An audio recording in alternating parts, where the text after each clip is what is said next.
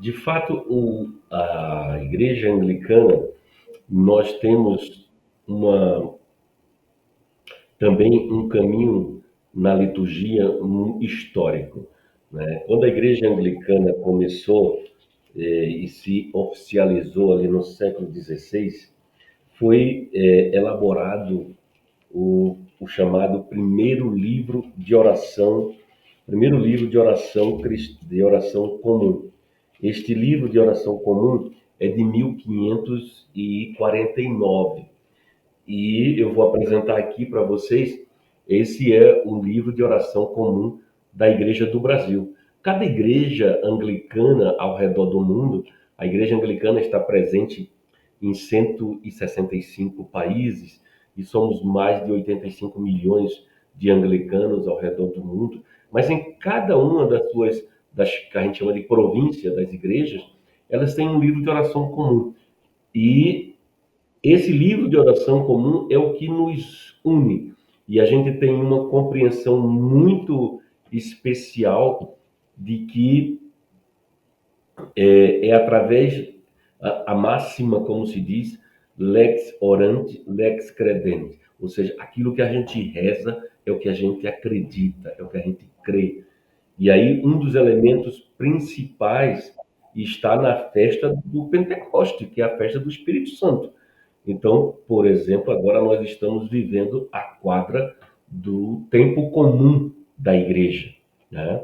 Onde a gente usa nas nossas vestes, nas nossas liturgias, a gente usa a cor verde, né? A cor verde, e a gente tem toda uma leitura, uma liturgia que se envolve, e aqui no livro de oração comum, que estou mais uma vez mostrando para vocês, este é o livro de oração comum mais atualizado da nossa Igreja do Brasil, é a edição de 2015.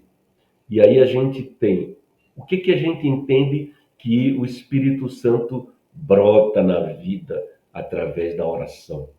A gente tem aqui no livro de oração os chamados ofícios ou liturgias para o que a gente chama de ofícios diários da palavra de Deus. Oração da manhã, oração do meio-dia, oração da tarde, oração da noite e as orações de uso individual na família, porque entendemos que esta dinâmica da oração em família se fortalece e aí está o Espírito Santo.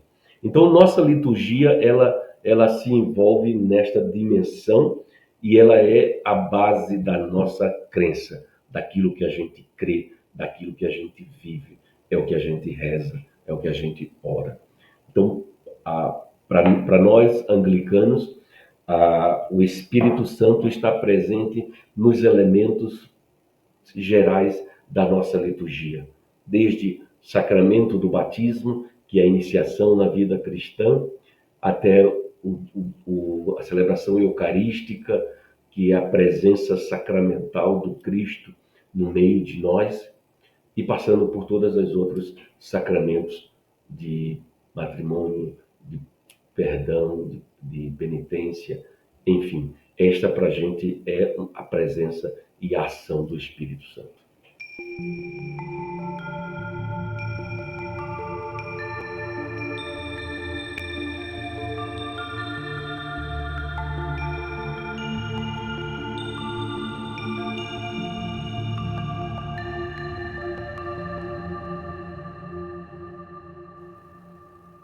Essa é uma excelente pergunta, porque quando a gente pensa no fenômeno de Pentecostes, né, eu falei alguma coisa disso na nossa reflexão inicial,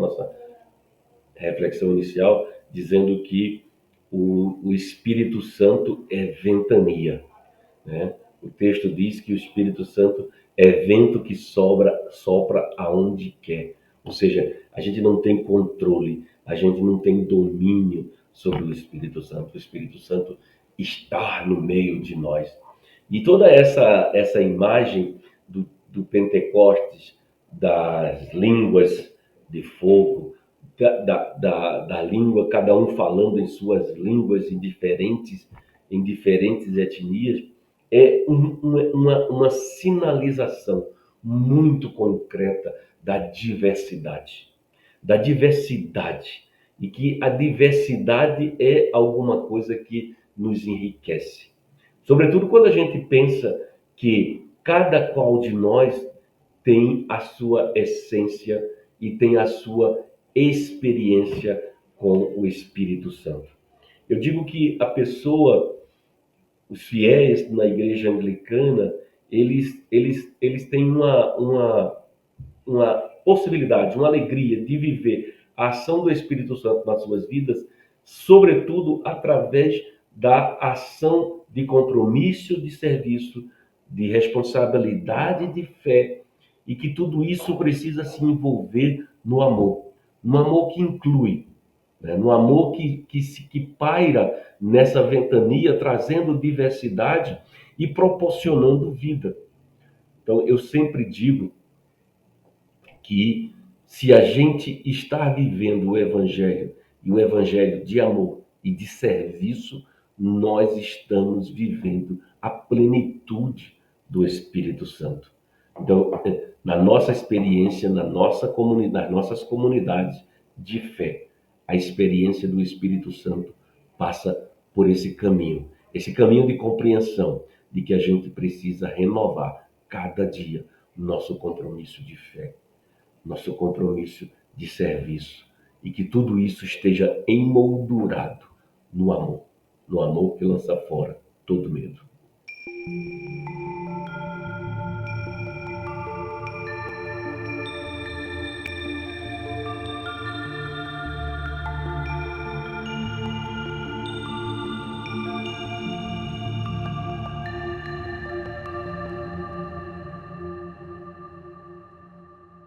Eu tenho dito sempre que não dá para a gente se ausentar do mundo, porque o mundo está aqui. O mundo está aqui, nesse caminho. E a gente precisa ir se adaptando, não adaptando no sentido de ir se contextualizando na vivência. Então eu sou uma pessoa muito ativa nas publicações, e seja Facebook, seja Instagram, seja WhatsApp, através de eu tenho listas de transmissões que envio mensagens, eu envio um salmo diariamente na minha lista de transmissões, através do WhatsApp para muitas, centenas de pessoas, porque eu entendo que isso que a gente vai alcançar e que alcança, essa mensagem alcança as pessoas nas suas necessidades vitais. Eu tenho, por exemplo, um podcast todo domingo, Mensagem de Fé e Esperança. É um podcast que a gente fala, trabalha o evangelho do domingo, sempre buscando alcançar o coração, a vida das pessoas. Porque neste mundo que nós estamos conturbado, as pessoas, cada qual tem sido bombardeada diariamente com tantas informações.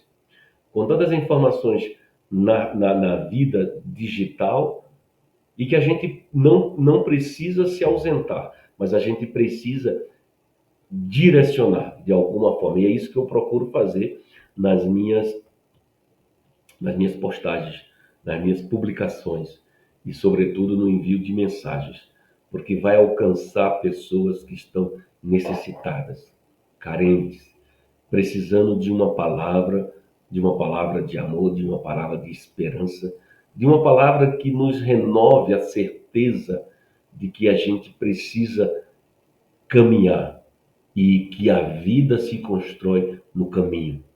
A vida se constrói no caminho. Eu tenho uma máxima nesse meu período, nesse meu tempo de episcopado, que eu digo sempre que a festa continua. A festa continua porque a vida e o sacramento precisa ser celebrativo, celebrativo da vida, celebrativo da renovação, da esperança. E aí eu quero dizer para quem está nos assistindo agora que a gente precisa buscar a cada dia expressar gratidão pela vida.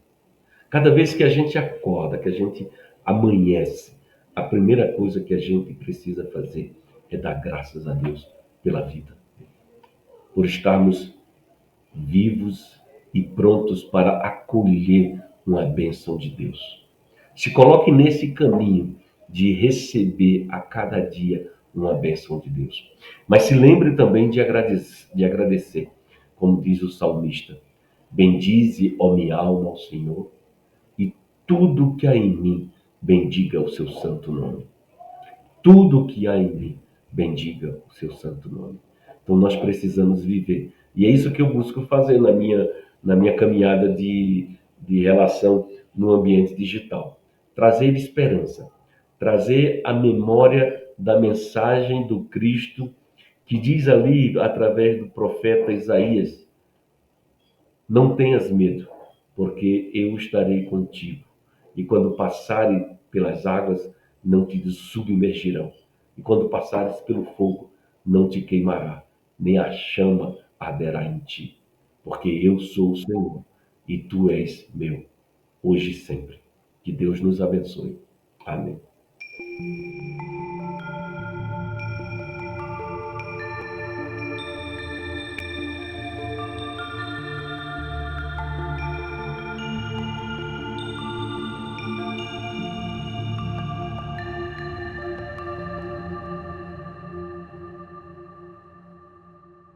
Nós precisamos caminhar juntos.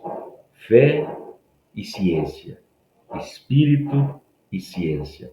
As coisas não estão separadas, mas elas estão juntas para servir. E tudo aquilo que a gente utiliza para o serviço, tudo aquilo que a gente utiliza para diminuir o sofrimento das pessoas, especialmente as pessoas que estão em situação de vulnerabilidade, isso deve ser aproveitado e vivido. Então a gente não precisa fazer nenhuma separação. Não precisa fazer nenhuma separação entre espírito e ciência, mas a gente precisa caminhar junto. Então eu mais uma vez agradeço o convite e digo como a importância desse fórum para aprofundar relações entre pessoas que estão vivendo a cada dia o desafio da ciência e também as pessoas que estão vivendo o desafio da fé no Espírito Santo. E dizer que estas duas relações se conjugam para transformar vidas e para viver a multiplicação do amor que transforma e que nos traz a possibilidade, como diz o Evangelho em São João, capítulo 10, verso 10, que as pessoas tenham vida e vida em abundância. Um grande abraço e as bênçãos de Deus.